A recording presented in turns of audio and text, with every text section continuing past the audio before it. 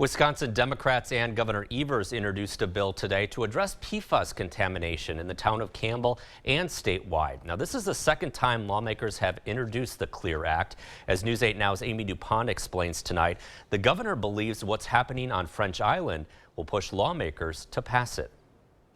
Wisconsin Governor Tony Evers says lawmakers are out of time. They must address what Evers describes as a crisis. We need action now, and so I just think it is amplified every time we find it someplace else, and sooner or later, our friends in the legislature will need to take this seriously.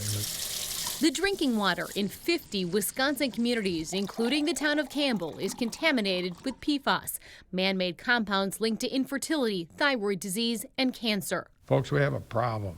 Nearly 2 years ago, state lawmakers introduced the CLEAR Act, a bill to establish and enforce environmental standards for PFAS.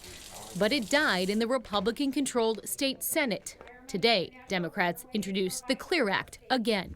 And now, we stand here today to introduce a bill that we all believe is the most comprehensive plan to address PFAS in the entire nation.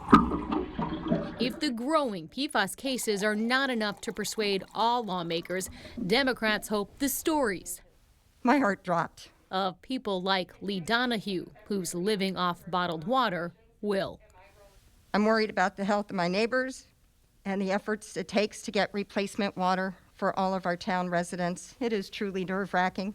Even if PFAS hasn't affected most Wisconsin communities, Governor Evers says lawmakers must act now because he believes It's coming. On French Island, Amy DuPont, News 8 Now.